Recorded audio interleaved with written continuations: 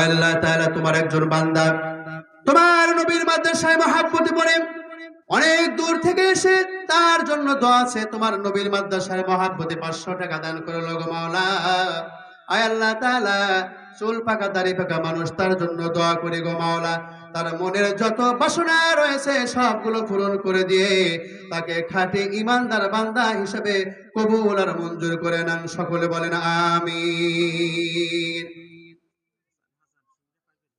আল্লাহ তাআলা হাসান ভাই সিংড়া বাজারে পাইপের দোকান আছে, আয় আল্লাহ তাআলা তার ব্যবসা বাণিজ্যের মধ্যে বরকত দান করো, তার সংসারের মধ্যে বরকত নাজিল করো গো মাওলা।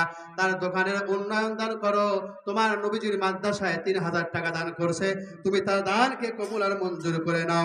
সকলেই বলি আমিন। যে উদ্দেশ্য দান করেছে তার মনের নেক বাসনা পূরণ করে দাও।